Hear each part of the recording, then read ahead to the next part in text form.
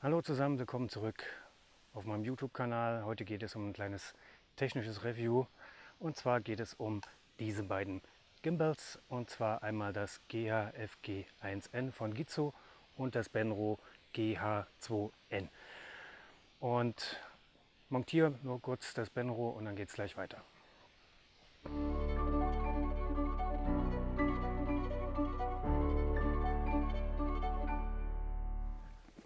Das Unpacking. Also so kommt das Benro GH2N daher. Pappschachtel öffnet, dann hat man hier Styroporschaum zum Abdämmen, Anleitung mit einem Imbusschlüssel, Tragetasche, Schutztasche, das Gimbal, die Aufhängung für die Kamera und das Objektiv und ein paar Ersatzschrauben, um das Objektiv zu befestigen. Auch hier dieser Adapter von 1/4 Zoll Gewinde auf 3/8. Allerdings dieser hier sieht mir etwas wertiger aus als bei dem Gizo Gimbal. Ja, noch ganz kurz das Gizo Gimbal. Das Benro GH2N. Wenn man sich so anschaut und auspackt, an sich ein sehr kompaktes, finde ich, leichtes Gimbal zu einem recht guten Preis, muss ich sagen. 1,45 Kilo bringt es auf die Waage und ca. 25 Kilo kann man als Nutzlast sozusagen auf das Gimbal anbringen. Und ja, 1/4 Zoll Stativgewinde, insofern für die meisten Stative kompatibel.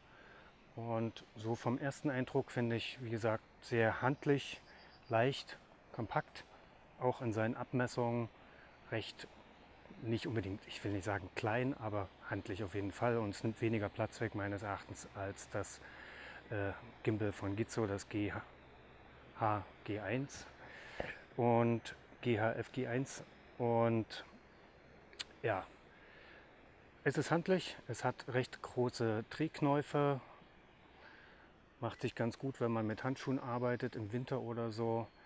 Der Abstand hier zwischen dem Gimbalarm und dem Neiger finde ich ein bisschen knapp geraten, so für meine Hände, sehr schlanke Hände noch machbar, aber wenn ich Handschuhe anhabe oder für recht kräftige Hände, finde ich das sehr wenig, sehr knapp, um das Ganze mal zu tragen. Man kann sowohl aufgrund der 25 Kilo Nutzlast ein großes Objektiv, ein kleines Objektiv. Man kann aber auch ein großes Objektiv ohne weiteres hier anbringen. Und genau, großes, kleines Objektiv aufgrund der großen Nutzlast von 25 Kilo kein Problem. Wenn man die Drehknöpfe arretiert, dann kann man das Ganze auch sehr gut mal tragen auf der Schulter, ohne dass einem gleich Kamera samt Objektiv flöten geht. Insofern auch recht praktisch. Was ich gut an dem Gimbal finde, ist, dass sowohl Pan, also der horizontale Schwenk, als auch der Tilt, der vertikale Schwenk, recht flüssig sind. Sehr flüssig finde ich sogar. Das heißt, aufgrund einer fehlenden Fluiddämpfung wirklich kann man sehr gut Vögel beobachten zum Beispiel oder auch filmen. Man kann sehr schnelle Schwenks machen, finde ich ausgesprochen gut. Was auch recht gut ist, ist hier oben diese kleine Wasserwaage. Damit kann man vorher über die Füße das Ganze in Waage nivellieren, sodass man bei einem Pan, bei einem horizontalen Schwenk nicht irgendwann mal den Horizont wegkippen sieht.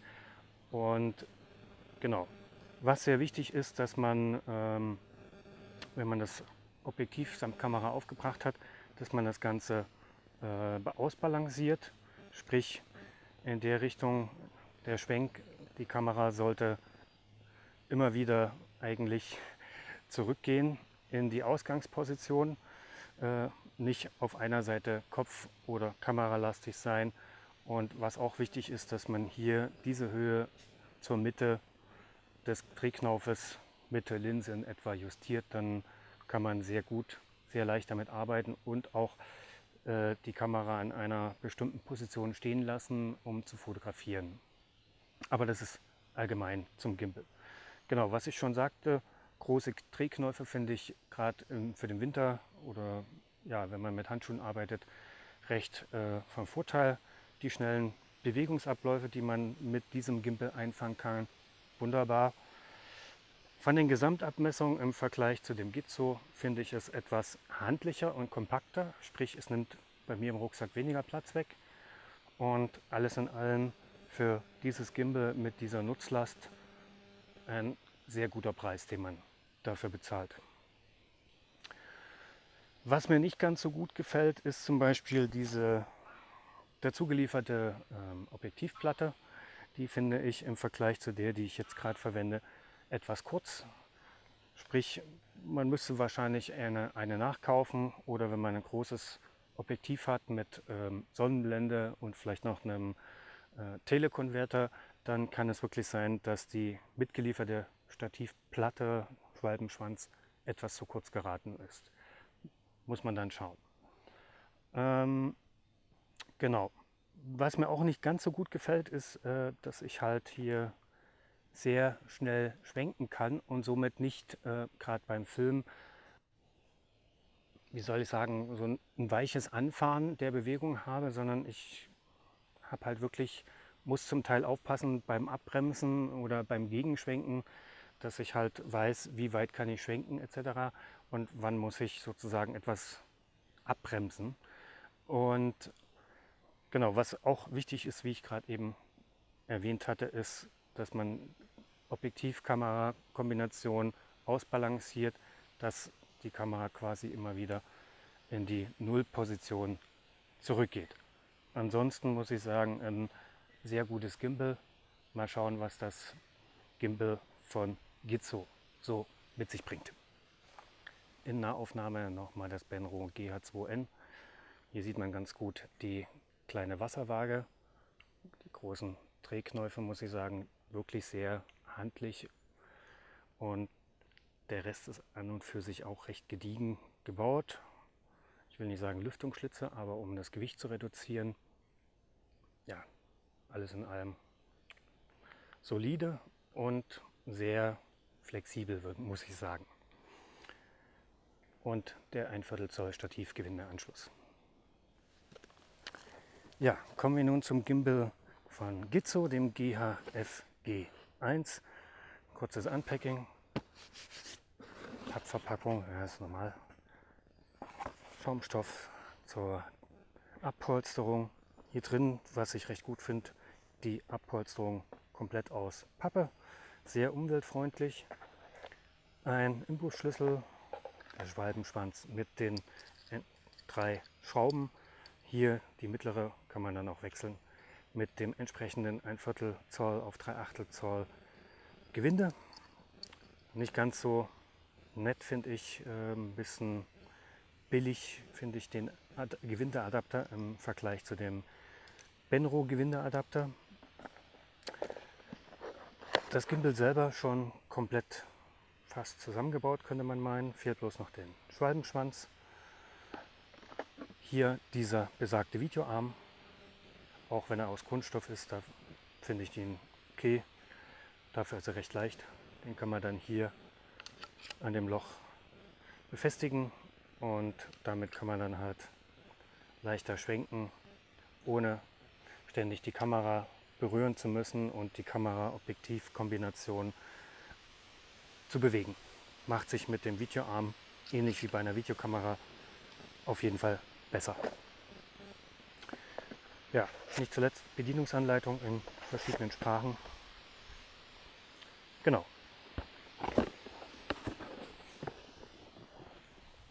Komme ich nun zum Gitzo GH-FG1. Diesem hier kurz noch auf dem Stativ aufbringen. Auch hier, wie beim Benro, ein 1/4 Zoll Stativgewinde. Insofern auch für die meisten Stative gut zu verwenden und anzubringen.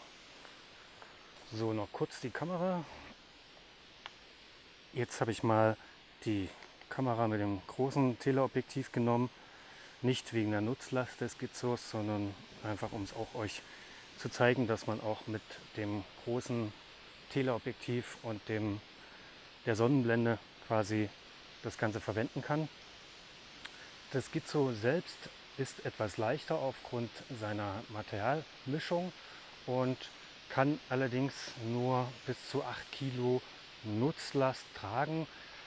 Hier mit der Kamerakombination Objektiv, Kamera, vielleicht noch einen Telekonverter und vielleicht noch ein Mikrofon könnte das Ganze schon etwas eng werden, aber es reicht meines Erachtens auf jeden Fall aus. Auch wenn man zum Beispiel das Gimbal zum Beobachten mit einem Spektiv verwendet, ohne Probleme möglich. Wir sind immer noch beim Gizo GH-FG1, die große Kamera, das große Objektiv mit Kamera adaptiert. Vom ersten Eindruck finde ich es recht gelungen, etwas klobiger als das Benro und ja, ideal mit der Fluiddämpfung zum Filmen für Videoschwenks. Man kann wirklich flüssig arbeiten, sowohl in der horizontalen als auch in der vertikalen. Und ja, es hat leider keinen AK Swiss, also zumindest für den Seitenarm hat es keinen AK Swiss kompatiblen Anschluss. Hier unten für das Objektivgewinde, für die Objektivschelle schon. Da gibt es einen Gizo designten Schwalbenschwanz mit AK Swiss Anschluss und soweit vom ersten Eindruck finde ich es recht gelungen, sehr massiv. Was mich ein bisschen gestört hatte beim Auspacken und beim Aufsetzen war dieser kleine Drehknauf, der wackelte ein bisschen beim Festziehen. Jetzt ist es gerade nicht der Fall, aber ansonsten ein großer Drehknauf für die Wiege.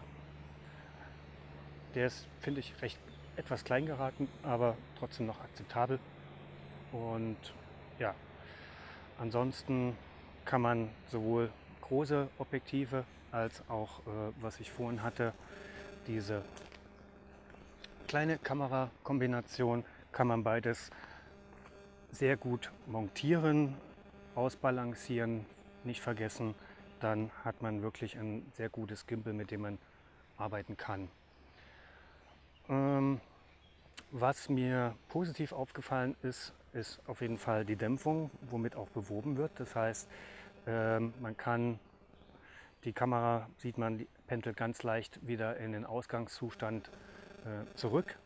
Sowohl im Pan, im horizontalen als auch im vertikalen merkt man schon, dass diese Fluiddämpfung wirkt und somit ist insbesondere für den Film, wenn man filmt mit der Kamera, kann man wirklich ganz langsam einschwenken und arbeiten, aber auch schnelle Verfolgungen sind ohne weiteres machbar.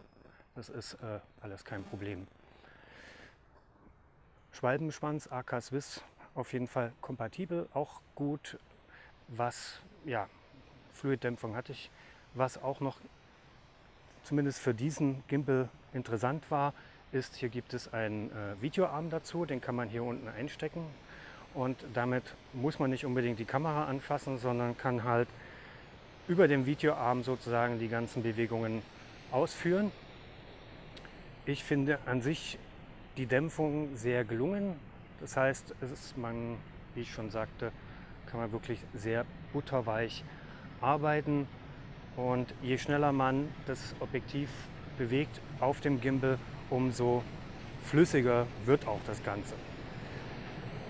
Bei der vertikalen Dämpfung an und für sich auch sehr gut und ausgeglichen. Man kann auch das Objektiv in einer bestimmten Position stehen lassen, ohne dass es zurückschwenkt. Gut, hier habe ich es noch nicht ganz sauber ausbalanciert, muss ich noch entsprechend anpassen. Das war soweit die positiven Eigenschaften, was mir so aufgefallen ist. Was mir nicht so gefällt, ist zum Beispiel, dass hier keine auf dem Gimbal-Kopf keine Wasserwaage ist, um sozusagen mit den Stativbeinen das Ganze in Waage zu bringen. Ich werde, wenn ich mir überlege, das Gimbal zu kaufen, müsste man sich hier eine kleine Wasserwaage anbringen oder irgendwie so eine kleine handliche Wasserwaage kaufen, um die dann immer aufzulegen, um zu schauen, dass man bei horizontalen Schwenks immer in Waage ist. Was auch auffällig ist, dass dieser Gimbal quasi nur diesen Wiegeanschluss hat sozusagen, also sprich ein Cradle Mount. Das heißt, man kann das Objektiv nur hier unten anbringen und nicht am Arm an der Seite mit einem sogenannten Side Mount. Genau. Zu dem Anschluss hier in der Vertikalen hatte ich schon gesagt, das ist ein Gitzo-spezifischer Anschluss. Man kann da nicht die Kamera jetzt einfach mit einem AK Swiss kompatiblen System hier anschließen, um sozusagen den Side Mount zu ersetzen oder zu imitieren. Zu dem kleinen Drehknopf hatte ich schon gesagt, der war beim Auspacken, hatte ich das Gefühl, etwas wackelig. Finde ich gerade bei dem Preis und auch dem Design des Gimbals muss das nicht unbedingt sein. Ansonsten etwas nachteilig vielleicht die Nutzlast von maximal 8 Kilo. Wie ihr gehört habt, bei dem Benro sind es 25 Kilo. Aber 8 Kilo ist für mich auch soweit akzeptabel. Was mir auch noch negativ aufgefallen war, hier unten die Objektivhalterung an der Platte, an der Objektivstelle, hat insgesamt 3 Schrauben, zweimal 1/4 Zoll, einmal 3/8 Zoll, wobei das 3/8 Zoll mit einem Gewindeadapter versehen ist. Und da finde ich es etwas nachteilig, wenn ich den Schwalbenschwanz irgendwann mal eine andere Objektivschelle wechseln möchte, dann kann es passieren, dass dieses 3/8 Gewinde im Gewindegang des Objektives, des Objektivfußes stecken bleibt und ich das dann mit einer Zange oder ähnlichem herausholen muss, finde ich nicht gut gelungen. Das Geld hätte man sich sparen können für diesen Gewindeadapter von 1/4 auf 3/8 und gleich eine entsprechende Schraube hinzufügen. Ansonsten muss ich sagen, macht es für mich einen soliden, guten Eindruck. Ebenso wie bei Benro ist die Färbung dunkel gehalten, so ein bisschen, ja, macht für mich einen guten Eindruck. Ach, und was man hier auch noch sieht, man hat hier auf jeden Fall mehr Platz, um quasi durchzugreifen, das Ganze anzufassen. Auch mit etwas kräftigeren Händen oder Handschuhen ist es ohne weiteres möglich. Und wenn ich jetzt mal alles arretiere, dann kann ich auch das Ganze, wie ihr seht, ohne weiteres tragen, ohne dass das Gimbal und die Kamera sich beim Tragen bewegen. Ist jetzt nur, ich habe es nur so hochgehalten, ich habe das schon separat mal probiert. Genau. So, das Ganze nochmal von nahen und wie ihr schon seht, dieser Fluid-Kopf, man sieht, es bewegt sich nicht ganz so schnell wie zum Beispiel das Benro. Da merkt man wirklich, die Fluiddämpfung arbeitet da hervorragend. Hier sieht man auch nochmal, dass es nicht ganz ein AK Swiss kompatibles Schienensystem ist, um die Höhe entsprechend anzupassen für das Ausbalancieren des Objektives. Ansonsten 1/4 Zoll Gewindeanschluss. Jetzt wackelt der Drehknauf gerade wirklich nicht. Ist wahrscheinlich bloß der erste Eindruck gewesen. Genau. Ansonsten für mich wahrscheinlich eine gute Entscheidung, dieses Gimbal zu kaufen. Das Gitzo GH-FG1. Ja, das war mein kurzes Review von den 2 Gimbals, dem Benro GH2N und dem Gitzo GH-FG1. Ihr könnt gespannt sein, was in meinen nächsten Videos, welches Gimbal ich verwenden werde. Ich will jetzt nicht vorgreifen und euch sagen, wofür ich mich entschieden habe. Was ich gut fand, war auf jeden Fall die Fluid-Dämpfung von dem Gitzo und das Benro selbst aufgrund seiner kompakten Bauweise und der großen Nutzlast von 25 Kilo fand ich auch recht gut. Und auch da muss ich sagen, ist der Preis unschlagbar für solch ein Gimbal. Ja, Falls euch das Review gefallen hat, dann schreibt mir einen Kommentar, gebt mir einfach einen Daumen nach oben. Falls ihr noch Fragen habt zu einem von den beiden Gimbals oder generell zu anderen Sachen, einfach einen Kommentar senden oder eine Nachricht per YouTube und wir sehen uns demnächst. Bis dahin, ciao.